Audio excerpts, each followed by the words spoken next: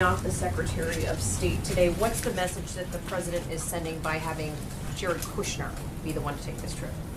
I don't think it's not a binary choice. In this particular case, both Jared Kushner and Tom Bossert, the assistant to the president for Homeland Security, are on the trip at the request and invitation of the chairman of the Joint Chiefs of Staff, who was going there and believed it was an opportunity for both of them. It's ironically the first trip for both Mr. Kushner and Mr. Bossert. They're going to receive briefings and updates with respect to what's going on the ground, our military involvement there, and our efforts to defeat ISIS. Jared's going to specifically express the commitment of the United States to the government of Iraq, meet with U.S. personnel engaged in the campaign, and Mr. Bossert will participate in meetings and briefings to reinforce the strong U.S.-Iraqi partnership to defeat ISIS. But it's not like this is a one-shot deal. In the course of conversation and extensive meetings, that invitation was extended and they took it up. His portfolio is jam-packed and has grown in recent weeks. Among the things that's our understanding that are in his portfolio, he is to broker Middle East peace and overhaul the federal government. Can he do all of these things? I think not to. It's not like he has a team that he oversees, and I think there's a lot of areas that he has been working very diligently on behalf of the government, on behalf of the president's agenda. So going over and getting a first-hand understanding of the work that's being done to thank the government of Iraq, to see some of the sacrifice and progress that our team is making on the U.S. side is an opportunity that I think every government official and every member of the media should frankly take advantage of if offered that opportunity. Matt? A recent ProPublica report out today revealed that President Trump can draw money from his businesses at any time without disclosing it. So on that, I have two questions. Okay. One, has the president withdrawn any money from his businesses since taking office? And two, can the White House commit that the president will disclose future withdrawals if they take place? I'm not sure what he's withdrawn. I think that I'm somewhat surprised in the sense that anyone would find it shocking. A blind trust, or any kind of trust rather, the whole entire point of setting it up is that somebody can withdraw money. I mean, that's frankly part of the point of setting it up. So then why was this change not made? It was made after. No, that just. No, I do. But again, I think that you just went and started to say this change was made. I'm not aware that there was any change. Just because a left-wing blog makes the point of something changing doesn't mean it actually happened. I'm not aware that there was ever a change in the trust. And the idea that the president is withdrawing money at some point is exactly the purpose of what the trust, why a trust is set up, regardless of an individual. So, just last question on this. So you're not saying whether or not it has changed, just to clarify. You're not sure whether No, I'm actually, to the best of my knowledge, it hasn't changed. Cool, thank you. Olivier, sorry. Thank you. Same seat, wrong person. Yeah, that's right. I got a couple for you. One, there are multiple reports the administration is looking at arms packages for Taiwan, including missile defense and fighter jets. Can you confirm or clarify or deny those reports? I'm not going to discuss. Okay, and then last August, the president sharply criticized then President Obama for not making more of a public case for human rights throughout the Muslim world, throughout the Arab world.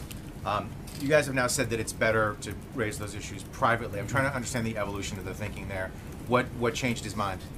What changed? The president's mind. I think the president recognizes that those are conversations where we can, as I said in the statement, that there are areas of that we can work with in cooperation and concern, and that's best discussed privately in terms of how we address areas that need to be discussed like that in order to make progress on them. I don't think that should be a huge surprise. Did you raise them in this meeting? Do you know? Again, I'm not going to get into what they discuss privately, but I will tell you that we understand the concern, and I think those are the kind of things that I believe progress is made privately. Sarah.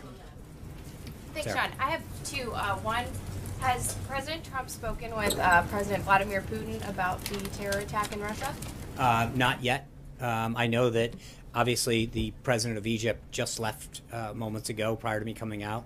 But I do know that, as I mentioned at the top, our teams have been reaching out to both the government of Russia, the government of Colombia, and I know that there's been some outreach, I believe, to the folks, the government of Peru, with respect to their situation, the mudslides there, and then obviously the violence that occurred in Russia is something that we've already started reaching out from a government to government standpoint. If there is a call, we will make sure that we read that out. And secondly, Senator Rand Paul has called the reports that Susan Rice ordered the unmasking of President Trump's associates a, quote, smoking gun. Right. Does the president agree with that characterization, and what does he think of these reports? Yeah, I saw Senator Paul's tweet. Look, I think I want to make sure I'm clear, I'm consistent. I think we've been trying to say that from the get-go that there's been an ongoing investigation that we have supported looking into this matter. I will say that we have continued to say that I think there is a troubling direction that some of this is going in, but we're going to let this review and go on before we jump to it. But I think that it is interesting the level of or the lack of interest that I've seen in these developments when it goes in one direction versus where I think it was going, where other amounts of interest that have come from this room and beyond. I'm somewhat surprised in terms of the level of interest that I've seen from the press corps at one set of developments versus another set of developments. That being said, I'm not going to start getting into a further discussion of that. Blake. Sean, thanks. Let me pick up here a couple questions, but I'll start here. Does the White House believe Susan Rice may have done anything illegal? I think I'm not going to appreciate the effort there. I'm not going to start going down that road. As we've said before, if we go down one road, we need to go down them all. And I think at this point we have supported this review that we've asked for. But I do think that when you see the developments that we've seen in terms of the public on the record comments that Dr. Farkas, Evelyn Farkas, who is the Deputy Assistant Secretary for Defense for Russian Affairs, said very publicly that this was part of an attempt of the Obama administration to spread classified information. Then you see the developments that have happened today. I'll just say that, as again, I'm somewhat more from a media standpoint, somewhat intrigued by the lack of interest that we've seen in some of these public revelations and reporting that has gone in that direction that we've seen in some of the other directions that we've seen. That being said, I'm not going to get into. And let me ask you, as it relates to Neil Gorsuch, Yeah. Is the White House comfortable with the nuclear option potentially being invoked? The president said several weeks ago that this was something that he would support. We're comfortable in the sense that obviously that decision is up to Leader McConnell to make how he wants the Senate to deal with this. I think the majority leader's comments are very clear in the direction that he's headed in. But I think we have entered a whole new league if this goes forward in terms of Democrats really going and saying it's one thing to vote against a nominee. We've seen that in the past, and I understand that. But we've now gone from the devolution of agreeing that there are certain people that a president has the right as long as they're qualified, right? We've seen that in the past. John Roberts, I think, got 78 votes. But when you see that go in one direction versus now that there's literally going to be the first filibuster in modern times on a qualified judge that's going to end up going on the court, we have really come a long way. And I think Democrats are setting a very dangerous precedent when it comes to how they want to do this, because this isn't about voting against somebody or having an issue with them. It is literally trying to stop using the filibuster for something that it was never intended for, nor has it ever really been the principle that we would vote down somebody who was qualified. Trey. What is President Trump doing behind the scenes to make sure that his pick for the Supreme Court, Judge Neil Gorsuch, ultimately is confirmed by the Senate? And what message does he have for Democrats on Capitol Hill who said they're going to filibuster? Well, I mean, if you look at, I think it's 4 Democrats that are now saying that they're going to vote against the filibuster. I think we feel good about that level of support. We've, I think, done a very good job of making sure that we have the Republican majority support that we need to pass it. It is now an internal question for senators to determine how they want to do it. But make no mistake, and I believe Leader McConnell, when he says on Friday, Judge Gorsuch will be voted as the next Supreme Court justice. Take me through what Friday looks like for the president. Obviously a major meeting with the president of China, but his eyes are going to be here on Washington. Is he going to be making phone calls Thursday night trying to gauge the I think situation? he's going to be, we look forward to heading down to Florida Thursday to engage in some bilateral and bilateral plus meetings with the president and his team from China. Obviously, that will continue into Friday morning, but we'll see how Friday evolves. But I don't think there's any question right now, according to Leader McConnell and others, that we're going to have an associate justice of the Supreme Court ready to go. It's a question of how it happens. Zeke? A couple questions about the check presentation earlier in the briefing. You mentioned that he was decided to give the money to the Park Service at the advice of council. Is there an issue with him making a donation to a nonprofit?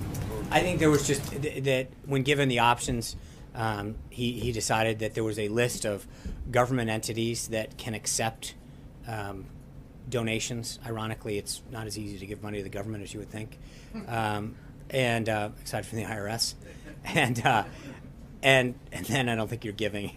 But my point is that he looked through a variety, and for this quarter, he chose the National Park Service. But it was a decision that he made based on his counsel presented him with several options, and he believed that that, as Secretary Zinke pointed out, that there was some great work being done there, especially that needed to do to restore our great battlegrounds, and wanted to do his part.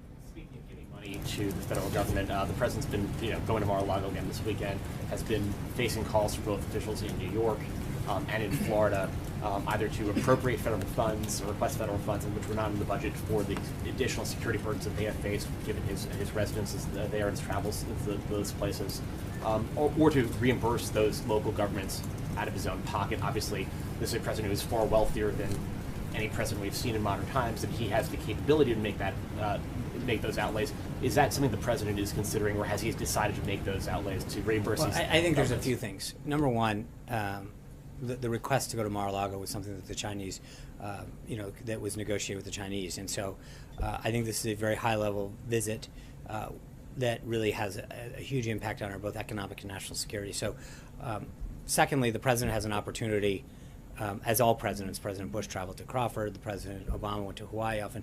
I mean, this is not something that you can control. There is a security aspect that the Secret Service determines when the president and the family travels. That's not dictated by the President of the United States. And third is, I would know, ironically, this is a day that the President just donated a significant amount of money of his salary back to the federal government. And so, respectfully, it's like, it's at what point does he do enough? He just gave a very sizable donation. Though that's a very small. But that's not how we judge. I mean, I think to be able to say that. I mean, he isn't taking a salary. I think he stepped down from his business. He's walked away from a lot. I think I think at some point he's done quite a bit in terms of making a donation to the government. John. Sean Beckett, Susan Rice, if I could. The fact that it's allegedly the former national security advisor who requested the unmasking when it came to the incidental collection of people who were associated with the Trump campaign and the Trump transition puts that now squarely in the White House. When you look at that, combine it with the NSC rules that were promulgated at the end of the Obama administration to more broadly share intelligence, does this White House look at what she allegedly requested as a national security issue or a political issue? Well, I'm not going to, I mean, that's a nice backdoor into the line of questioning. I think until there's a finding of that, I don't want to start getting into the motives, because we still haven't, again, me getting to the motives assumes certain things in fact that I don't think we're ready to go to yet, because that, again, would be getting in the middle of an investigation. I do think that there's been enough public discussion and reporting on this stuff that I'm not going to comment on this any further until those committees have come to a conclusion of that sort. So we're not going to start going down and guessing the motives of something that is not assumed in fact yet. But I do think that it is interesting, that, as I mentioned earlier, the level or lack thereof of interest in this subject versus what has been commented on previously in terms of alleged people involved in processes. So I think there's Margaret. Sean, you mentioned that Jared Kushner has a team working with him. Can you help us understand exactly what's in the portfolio and who's on the team, and I have a follow to that? Yeah, I mean, he's announced the Office of American Innovation the other day. We named a bunch of those folks that have been part of that team, and as he looks at various aspects of government, he works with different people in the White House that oversee different parts of that portfolio, whether it's part of the team that's doing the Middle East was one thing. So you've got Jason Greenblatt, who's been traveling to the Middle East and other places to do that. There's people like Reed Cordish and Chris Liddell that are part of the team that are talking about the Office of American Innovation that he is discussed last week with respect to opioid use and others. I mean, so there is a team, depending on the subject, that is working with him, and he is providing oversight and direction. So he's overseeing teams handling all these different issues, whether it's Mexico, Canada, And so- Israel, Palestine, Iraq, Sure.